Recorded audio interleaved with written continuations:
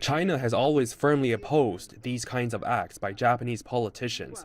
Japan should abide by the spirit of the four political documents between the two countries and implement their four-point agreement reached in 2014. We urge Japan to reflect on its history of aggression and draw a line under militarism. Japan should earn the trust of its neighbors and the international community through action. Around 95 Japanese lawmakers, along with an aide to Prime Minister Shinzo Abe, visited the Yasukuni Shrine.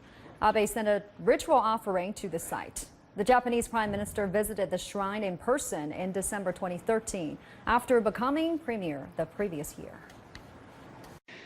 Joint U.S.-South Korea military exercises continued this week with Max Thunder, bilateral Air Force drills that were launched at Gunsan Air Base in South Korea on Thursday. The purpose of this exercise specifically is to strengthen the cooperation between the U.S. and the Koreans in order to provide a combat-like scenario as real as possible to actual combat.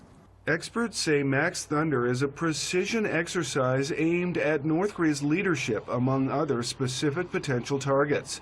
Tensions are running high on the Korean peninsula as the annual large-scale U.S.-led exercises and Washington's threats continue against Pyongyang over the North's nuclear and missile programs. China seeks dialogue.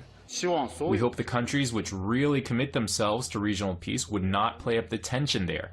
We must guard against anyone who tries to attain their ulterior political ends by taking advantage of the regional situation to play up the tension and sharpen the contradiction there. Some suggest the U.S. provocations justify American deployments, which actually seek to contain China.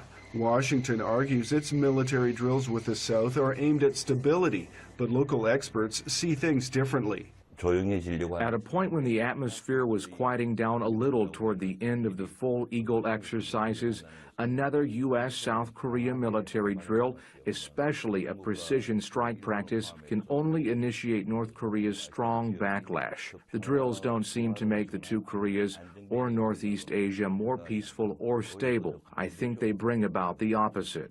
Washington's destabilizing intentions were further uncovered when it was revealed that the U.S. aircraft carrier Carl Vinson was nowhere near the Korean peninsula last week, contrary to statements from various American officials who claimed the vessel and its strike group were nearby. Tensions escalating this morning as North Korea threatens to turn the U.S. to, quote, ashes. President Trump calling the country a menace while convincing China to help deal with the ruthless dictator. Griff Jenkins is live for us in Washington, D.C. with those latest developments this morning. Griff, good to see you. Hey, Heather and Abby, it's good to see you. Here's a dire threat from North Korean state media to start your weekend off, escalating tensions even further. The regime warning in an editorial of a, quote, super mighty preemptive strike that will completely and immediately wipe out not only imperialist invasion forces in South Korea and its surrounding areas, but the U.S. mainland and reduce them to ashes. Defense Secretary Jim Mattis, traveling in Israel, responding to the latest provocation just moments ago. Their word has not proven honest. It's been provocative. They've not lived up to any statements they've made in the past. I would just take their words at the same value we've always given them, as we've learned not to trust them. This comes as President Trump praises China for putting economic and political pressure on North Korea amidst imminent concerns of more nuke tests, calling the rogue nation a, quote, menace, and reassuring that the situation is under control. As far as North Korea is concerned, we are in very good shape. We're building our military rapidly. A lot of things have happened over the last short period of time. I've been here for approximately 91 days. We're doing a lot of work. We're in very good position. But some question China's commitment. A senior U.S. defense official telling Fox News that they have seen a greater amount of military activity in China, but admits it's not exactly clear what it means. Meanwhile, the USS Carl Vinson arrives at the Sea of Japan next week, and reports are that the U.S. has deployed its nuke-sniffing aircraft to the peninsula as the world waits for what is likely North Korea's 6th nuclear test. So we wait. Yeah, a busy weekend ahead, I am sure. Thank you, Griff. Thank you, Griff. Now, Mr. Ho, the U.S. and China have a common goal to denuclearize the Korean Peninsula. What is their relationship in trying to solve these problems at this particular moment? Mr. Ho, please. I think they are talking to each other. Yes. I think they are talking to each other and trying to come to some kind of new agreement on how to move forward on this issue, because as you know, this is a long-standing issue that has not had much progress over a long time. And now, hopefully, with a new US administration, there can be some progress on this issue. Mm-hmm. Professor Su, now the latest news was that the Foreign Ministry of China denied that China's special envoy on the DPRK nuclear issue, Mr. Wu Dawei, was in the DPRK for any kind of visit. So that means the DPRK did not grant any permission to the visit of that special envoy. Some people are saying that it's because the DPRK is angry with how should I say, the claimed cooperation between China and the United States. What do you think is the relationship between the two countries, between China and the United States, on the DPRK issue at this moment? Well, actually, we know that China and the DPRK are the normal relation with each other, right? Even though in the past we have the so-called alliance relation, but now it becomes the, because some problems of the Korean Peninsula issues, or the nuclear issue, or even some problem bilateral relation, so make us just lower down a little bit, so it becomes the normal relations. So, in this context, so China and the United States, we share some kind of common ground to keep the normal relation with North Korea. That means not only China, but also United States. On the one hand, would like to keep the North Korea as a state. So the reason why is officials of the United States say that they would like to respect the North Korea as their normal state and to not conduct a so-called regime change. And on the other hand, both sides, China and the United States, we share the common ground that they have the North Korea to conduct its commitment of the denuclearization in their, some years ago, their joint declaration or statement of the September 19th. So regarding this kind of common ground, China and the United States, we are doing something together to calm down the tension of the North Korea, action to provoke the tension, over the Korean Peninsula, but also we also could respect the survivors of the North Korea. Okay. Professor Ho, now before the two presidents met in Mar-a-Lago, Florida, President Trump was putting a lot of pressure on China. However, in a most recent interview, he told journalists that after 10 minutes talking to Chinese President Xi, he kind of understood that the situation on the Korean Peninsula is much more complicated than what he thought. From the events, however, that have unfolded on the peninsula following the meeting, do you think the relationship between China and the U.S. have changed in this regard? If so, how?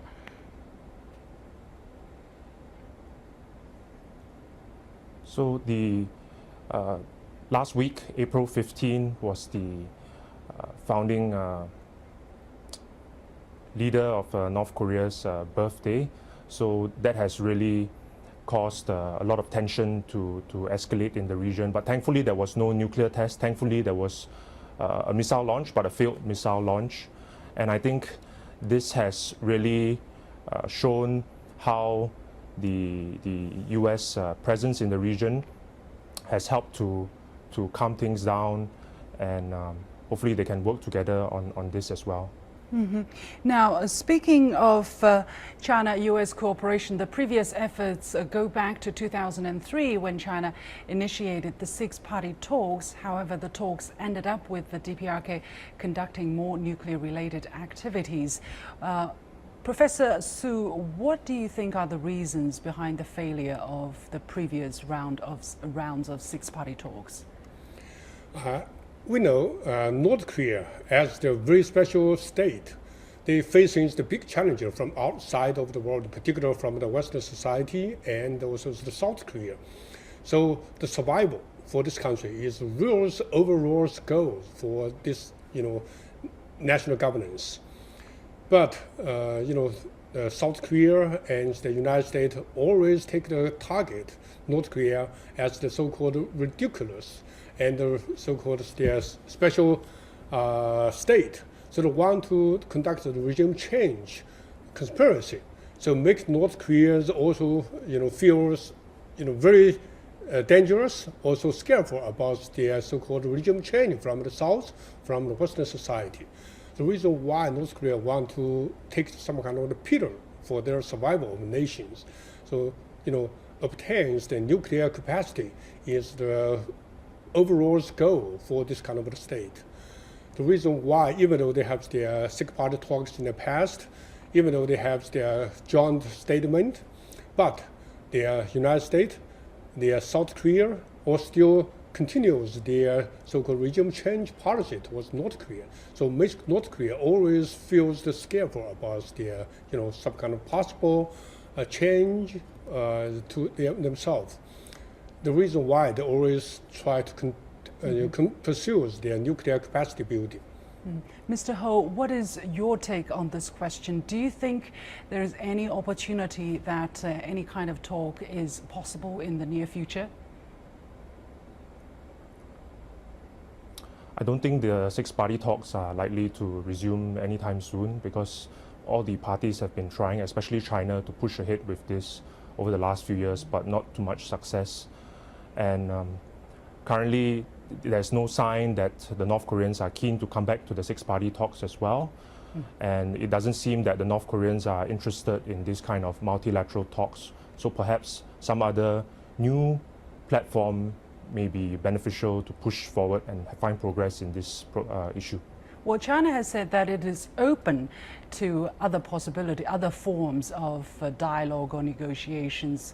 What do you think are any practical possibilities, Professor Su, in your eyes? And is there any possible chance that some kind of dialogue can be initiated, for instance, between the United States and the DPRK? Now that the President Trump says its ultimate goal is not a regime change. Well, for China's foreign policy towards North Korea, it's always constituencies of their so-called their peaceful negotiation. And we think that it is the only way to maintain the stability and to keep their North Korean survival, and also to reduce the tension and even avoid the conflict over the North and South Korea. So this kind of policy is still there. But recently, there's so much tension over the Korean Peninsula. So make Chinese side, aware very much about the kind of their, tensive situation. So Chinese Foreign Minister Wang Yi also said that a few weeks ago that to stop, and the process of negotiation or process of the frame building is our new policy towards the Korean Peninsula issue. Actually, South Korea and the United States in the past already conduct some kind of the very, threatening policy towards North Korea. So it's not a very responsible behavior to keep the, stability of the Korean Peninsula. So from China's side, we say that on the one hand, the South should stop their so-called military drill against the North, and to the North Korea, they should stop their, process of their nuclear, capacity building, and also the launching their, missiles against the others. So this to stop will be the key points for Chinese foreign policy toward the Korean Peninsula issue. Mr. Ho, what do you think would be the key to any kind of dialogue or negotiations being started if we set aside the six-party talks which have not been working? I think there are two things we can look at. One is to resume some kind of track 2 talks between the North Koreans and the Americans, which they have done before in the past. I think that would be a soft step to resume some kind of dialogue and let both sides talk to each other to better understand each other's position and to calm things down. And secondly, I also think that since the DPRK is already part of the ASEAN Regional Forum, they should continue to be engaged through this platform, which is already in existence, where all the major parties involved in the nuclear issue are also involved in the ASEAN Regional Forum. So that could be another platform to engage North Korea, to understand their concerns and see how we can calm things down and make progress on this nuclear issue. As we talk about escalated tensions on the Korean Peninsula and very strong rhetorics from both sides, there have been attempts, let's say, for the two sides, I mean the United States and the DPRK, to contact each other. Now, at the same time, however, do you think, gentlemen, that the United States and the DPRK could back down either side from their entrenched position without fearing losing face, not just with their domestic audiences, but also internationally? Professor Su? Well, at the moment, there's very dangerous situations over the Korean Peninsula. We say this is some kind of the chicken games. Both sides want to take the very harsh attitude towards others. And for example, like the United States already dispatched their so-called armored the fleet towards the Korean Peninsula area, try to make some kind of deterrent policy towards North Korea. And on the other hand, North Korea, traditionally they have the very hawkish, attitude towards the others, towards the United States and South Korea. So they cannot dare about their threat from the United States, from South Korea. So make them, like there's the two cars move ahead with each other. So it's very dangerous. But I would say that so far both sides have not prepared for the war with each other. So this could be common ground for both sides. Yeah, Mr. Ho, how do you look at how the situation would develop, especially when we have the upcoming DPRK Army Foundation Day on April the 25th? I see it as quite a crucial period over the next few days before April 25th, before the North Korean People's Army's Foundation Day. After that, if nothing happens, there's no nuclear tests and there's no missile tests, and the situation, I think, will really calm down, and all parties, North Korea, the US, can really reflect on what has happened over the past few weeks. And I think it's still not too late for President Trump to have a change in slight policy, to be talking to the North Koreans more and to engage them. And he's still quite new into his administration, so there are still options available. He has not been tied down to any particular option yet. Professor Su, finally, when we are hearing the U.S. Secretary of Foreign Secretary Tillerson talking about Iran, are you suspecting that they have shifted their attention somewhere else now? Well, for the United States, it's some kind of balance situation for both sides, the Middle East and North Korea. Well, but from American officials' words, they said that North Korea is the overall threat to the United States' national security. But I don't think it's real the physical threat towards the United States, but there's some problem for the Americans' national security safeguard, because they want to keep their alliance relation with its friends like the South Korea and Japan. So if there's so much tensive situation in North Korea and over the Korean Peninsula, that makes the big challenge towards the United States to manage its relations with its friends. So I think that at the moment, North Korea is still there on the top agenda for the Americans' foreign policy.